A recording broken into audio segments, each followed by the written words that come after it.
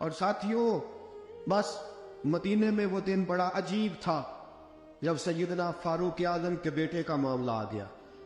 آج 60 سال کا بوڑھا عمر ابو شامہ حضرت عمر کے صاحبزادے، یہودیوں نے سازش کر کے انہیں نبیذ پلا دی۔ نبیذ جائز تھی، نبیذ کیا کہ شراب پلا دی۔ پھر مقدمہ قائم ہوا، کہا اب پتہ چلتا ہے عمر کتنا عدل کرتا ہے۔ سیدنا فاروق اعظم کے پاس گواہ آئے، صاحبزادہ اندر کھانا کھا رہا تھا، فاروق اعظم نے گریبان سے پکڑا، کھینچ کے لائے، فرمایا ابو شامہ چل، تو نے شراب پی ہے، تجھے کوڑے مارے جائیں گے، تیرے لیے 100 یا 80 کوڑوں کی سزا تیاری کر لے۔ ابو شامہ کہتے ہیں کہ ابا جی انہوں نے نبیذ تئی تھی، شراب پلا دی۔ فرمایا تو نے پی کیوں؟ تو نے پی کیوں؟ بڑے بزم میں بار شیر مسجد نبوی کا فاروق اعظم، اولاد تو بزدل کر دیتی ہے نا بندے کو، اولاد تو کمزور کر دیتی ہے۔ آج مدینے نے عجیب ماجرا دیکھا، حضرت فاروق اعظم کی زوجہ روتی ہوئی آئی، کہنے لگی حضرت جی میرا لخت جگر ہے، ایک کوڑے کے بدلے پیدل حج کروں گی، ایک کوڑے کے بدلے صدقہ اور خیرات کروں گی، میرا بیٹا غلطی کر بیٹھا ہے، یہ کام نہ کرے۔ آپ نے فرمایا تو مجھے کہتی ہے میں یہ کام نہ کروں؟ تیرے حج اور تیرے کوڑے کیا کرتے، تیرے حج اور صدقے کیا کرتے ہیں؟ کوڑے لگانا میرے مصطفیٰ کی شریعت کا قانون ہے۔ تو بیٹے کی بات کرتی ہے، عمر کا اپنا معاملہ بھی ہوتا تو عمر یہی سلوک کرتا۔ لوگوں نے کہا حضرت جی آپ تھوڑی دیر، ابھی اب کی والدہ پریشان ہے، گھر میں پریشانی، حضرت ٹھہر جائے، کل پرسوں ترسوں سزا دے لیجیے گا۔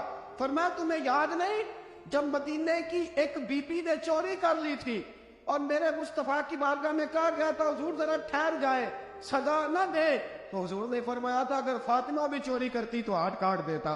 تمہیں یاد نہیں نظر مصطفیٰ کے ٹکڑے کھانے والا ہوں، میں کیوں دیر کروں؟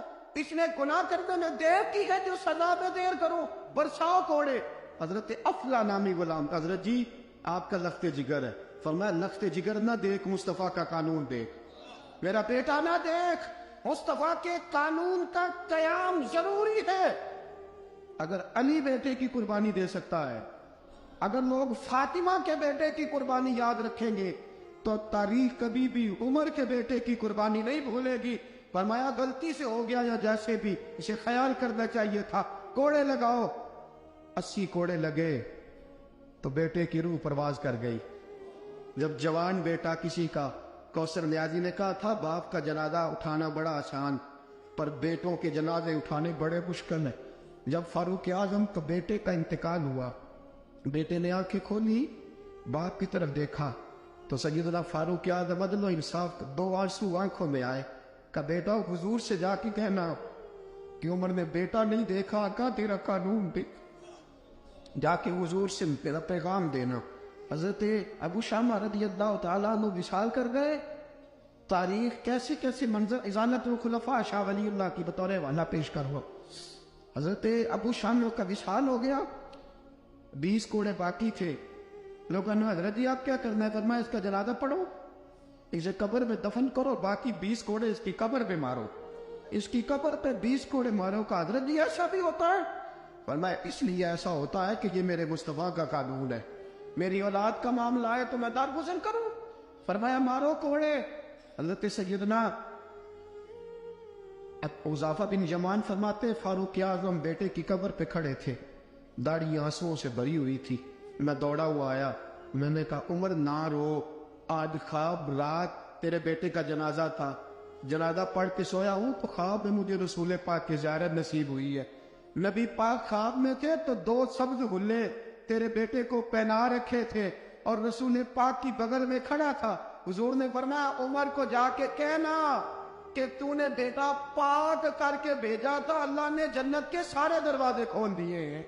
اللہ نے عمر کو میرا سلام کہنا اور اسے کہنا عمر تیرا حدود اللہ قائم کرنا خدا کو بھی پسند ہے، مصطفیٰ کو بھی پسند۔ ساتھیو عمر انتقال کر گئے، 26 ذی الحجہ کو زخم لگا، یکم محرم کا دن، آج کا دن حضرت فاروق اعظم کو یاد رکھنا، لوگوں کو بتانا، دن بار عمر کی باتیں کرنا، خراج تحسین پیش کرنا۔ حضرت فاروق اعظم کو زخم لگا، آپ نے فرمایا اپنے بیٹے سے بیٹا جا حضرت عائشہ کے پاس، गुंबद खजरा में 3 लोगों के दफन होने की जगह है। एक में अबू बकर दफन हो चुके, एक में रसूल पाक का मज़ार कुर्सी बन चुका, एक जगह खाली है। जाके आयशा से पूछना, मुझे पता है वो 18 साल की उम्र में रसूल पाक पर्दा कर गए थे। 18 साल सैयदा की उम्र थी। आयशा ने जगह अपने लिए रखी हुई है। जाके बाहर खड़े होके कहना, अम्मा जी, उमर कहता है मेरा दिल करता है, मेरा दिल करता है कि मुझे नबी पाक की गुंबद के साए में जगह मिले।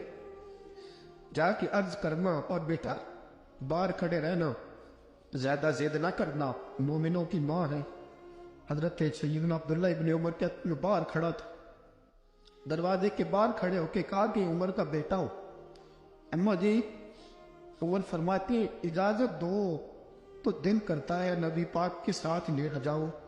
वफा में गुजार दी उम्र सारी, सारी जिंदगी लै सजनो आसा तोड़ निभाई, दिल करता है हुजूर के साथ लेटने को। तो हजरत आयशा सिद्दीका, हजरत अब्दुल्ला इब्न उमर फरमाते हैं मैं दरवाजे से बाहर खड़ा था, लेकिन आयशा के रोने की आवाजें बाहर तक आ रही। हजरत आयशा सिद्दीका हिचकियां लेके रोई। सैयदा आयशा ने फरमाया, उमर से जाके कहना, उमर कोई कब्र की जगह किसी को नहीं देता, लेकिन उमर तूने वफा की तारीख बनाई है, उमर तूने कमाल कर दी है, उमर तूने हद कर दी है। उमर को जाके कहना कि मैं जन्नतुल बकी में दफन हो जाऊंगी, जहां मेरा वक्त आएगा दफन हो जाऊंगी, लेकिन उमर तेरी खिदमत कहती है कि तुझे नबी के साथ दफन होना चाहिए। सैयदना अब्दुल्ला इब्न उमर फरमाते हैं कि जब दफन होने के पानी पर सैनियां रंगा रंग खड़े, तरे औसदा जानिए जिसदा तोड़ चढ़े। फरमाते आया, उमर को आके बताया, पेशानी खून से भरी हुई। उमर ने सजदे में रख दी, रो के कहा, आज मेरी तोड़ निभ गई है। हजरत फारूक आज़म इस्तफा के साथ लेट गए। मेरे नबी ने फरमाया, उमर या तुझे अपने पड़ोस में दफन करना हो, तूने अगर राह वफा में बेटे तक कुर्बान कर दिए है ना, तो कयामत तक जो मुझे सलाम करने आएगा तुझे भी सलाम करके जाए।